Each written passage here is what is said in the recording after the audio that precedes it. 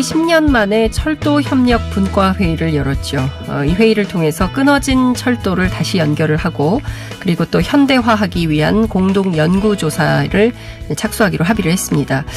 지금 스튜디오에 사회공공연구원 객원연구위원이신 박흥수 철도기관사님 나와주셨습니다. 어서 오십시오. 예, 안녕하십니까. 철만은 달리고 싶다. 예.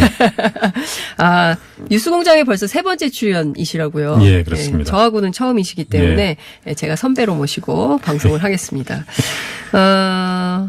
철도 운전하시다가 기차 모시다가 미래혁신실로 발령이 나셨다고요. 예, 지금 어떤 데입니까? 미래혁신실은 어떤 일을 하는 곳이죠? 예, 철도가 대전환기에 있거든요. 여러 가지 기존과 다른 패러다임, 철도 공공성을 강화해야 될 어떤 책무도 부여받고 있고요. 네. 또 남북철도 연결이라든지 대륙철도 연결 사업을 강력하게 추진해야도 되고 그래서 철도의 미래 비전을 좀 제시하고 주도적으로 나가야 되는데 네.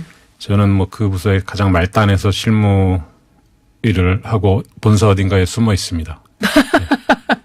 암약하고 계시군요. 암약은 아니고요. 예. 숨어 계시다고 하니까. 두문불출하고 있습니다. 두문불출. 예.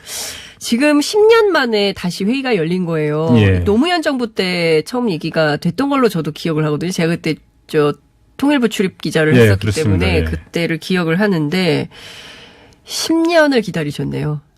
예. 10년간 이게 예, 저 감회가 진짜 다르고요. 예. 꿈만 같습니다. 한편으로는. 그 당시 10년 전에도 굉장히 대륙으로 이제 가는구나 이렇게 생각을 했었는데 그 이후로는 제가 만나는 사람마다 서울역은 국제역이다. 예, 열차 타고 평양 가고 중국이랑 러시아 갈 수 있다 이렇게 얘기를. 요새 진짜 서울역에 평양이 써 있어요. 예, 얘기를 하고 다닐 때 듣기는 좋은 소리지만 이제 그게 가능하겠냐. 약간 미친 사람 취급도 받았는데 이제는 이게 가시화되고 있으니까 정말 떨리는 심정으로 매일매일 보내고 있습니다. 네. 다음 달 24일인가요? 예. 경의선, 동해선, 북측 구간을 공동 조사하기로 했어요. 예. 그렇죠? 그리고 또 북한 지역의 철도가 지금 어느 정도인지 점검이 좀 필요하기 때문에 이것도 좀 들여다본다는 거고 이거 어떻게 구체적인 합의 내용이 어떻게 되는 거죠? 북한 철도에 대해서 남북 공동조사를 하기로 했고요. 네. 또 그 조사단을 꾸려서 실질적으로 경의선, 동해선 이런 부분들 일단 지난 남북 정상회담 때 네. 동해선, 경의선 연결을 우선 사업으로 추진하자고 했고 그것의 후속 어떤 방향으로서 이번 또 철도 협상이 회담이 된 거고요. 네.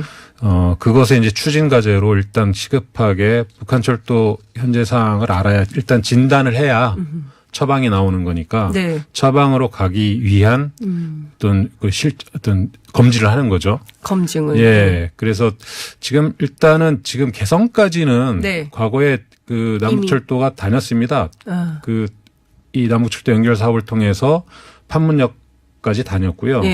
또 이제 개성에서 평양 신의주 이 부분은 이제 북한 철도 상황이죠. 그래서 기존의 남북 철도 연결했던 구간은 과연 선로 상태가 어떤지 점검을 또 하고 또 이후에 평양이나 신의주까지 또는 대륙 철도 연결을 하는 구간까지 달릴 노선들에 대해서는 실태 조사를 하는 거죠. 그래서 회담에서 얘기했듯이 북한 철도 현대화를 위한 어떤 과제를 실현하기 위해서 필요한 것이 무엇인지 이런 개량할 지점이 어떤 건지 보수할 부분은 무엇인지 이런 것들을 종합적으로 점검하는 과정이 이제 들어가는 거죠.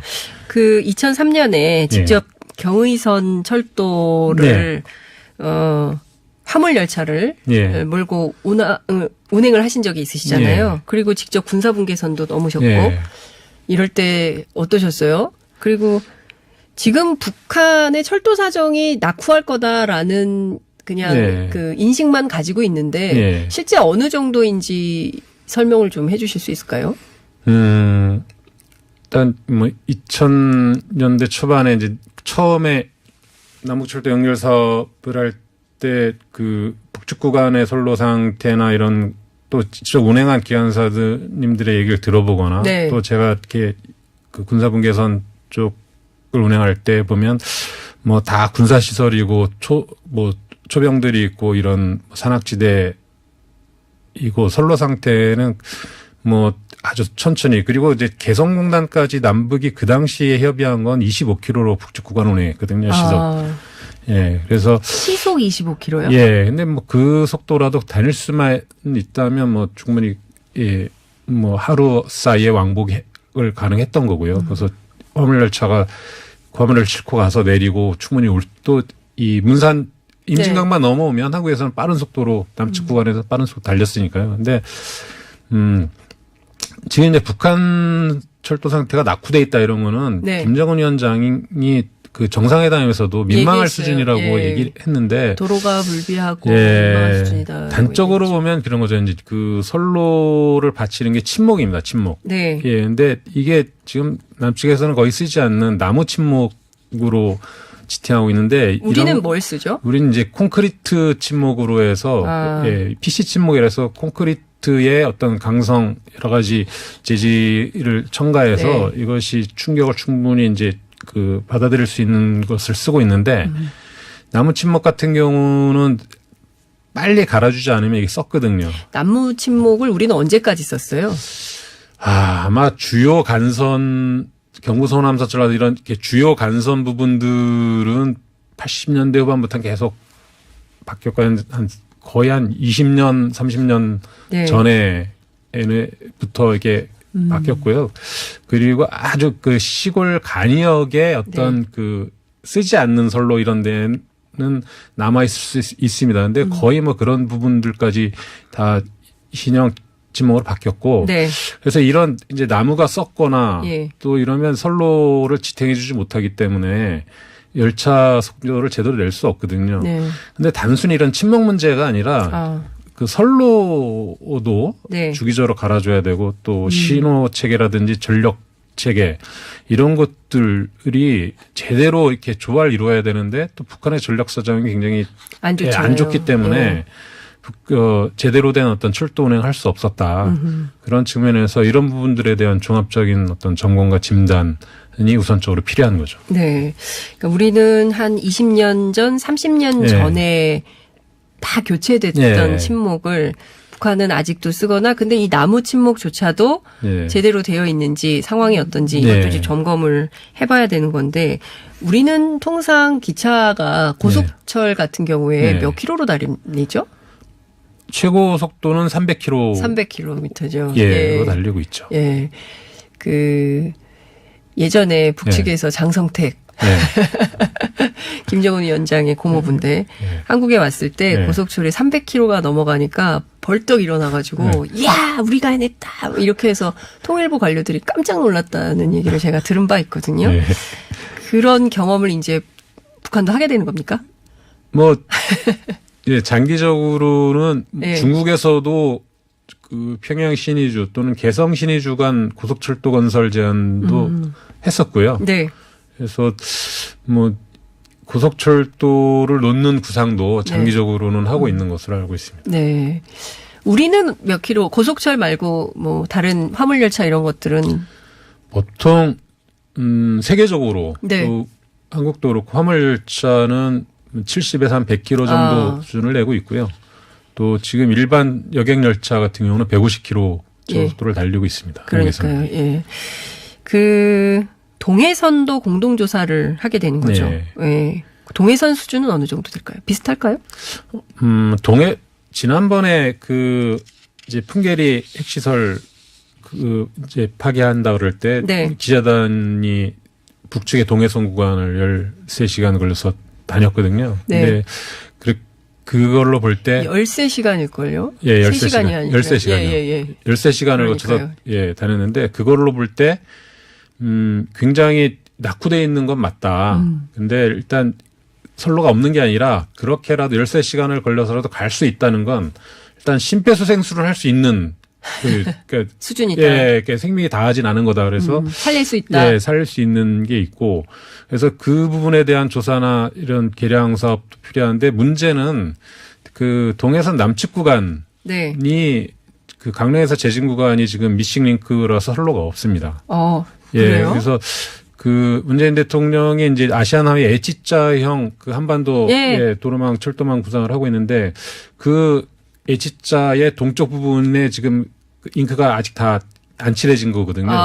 그래서 그 부분에 대해서 강릉 제진 간에 110km, 한 104몇 km 정도 되는 철도 구간을 건설하면 동해선을 통해서 뭐 당장은 서울역에서 강릉까지 KTX를 타고 와서 그렇죠. 강릉에서 제진을 거쳐서 금강산 볼 수 있고 원산을 거쳐서 낮은 핫산까지 갈 수 있는 철도망이 완공이 이어지는 거고요. 또 더 장기적으로는 그 부산에서 출발해서 동쪽 라인을 타고 삼척 지금 삼척까지 또 선로 연결 공사가 2019년 완공 예정으로 진행되고 있거든요. 네. 그래서 그렇게 되면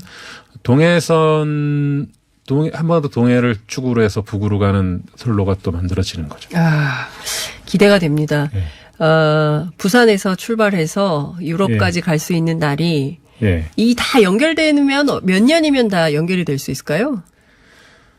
뭐 이제 경의선은 지금 당장 운행이 가능하고요. 네. 계량과 점검만 거치면 뭐 동해선은 제진과 강릉 구간에 대해서는 뭐 5년에 10년 사이면 충분히 건설이 가능하지 않을까. 110km 정도 구간이기 때문에. KTX는 어떨까요? KTX는?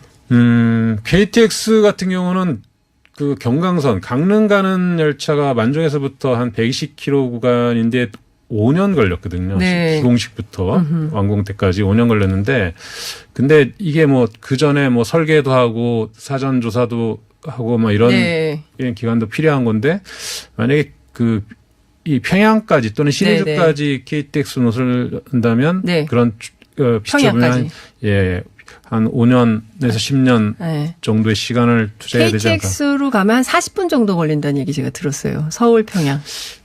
서울 평양 간 거리는 한 260km 정도 되고요. 그게 한국 남측구로 따지면 한 서울 김천 정도 거리 되거든요. 네네. 그렇게 되면 평양까지는 현재 남측에서 운행되는 속도로 한다면 1시간 반 정도. 그래요? 1시간 반. 그것도 가깝네요. 오늘 말씀 여기까지 듣겠습니다. 고맙습니다. 네, 감사합니다. 뉴스공장 여기까지고요.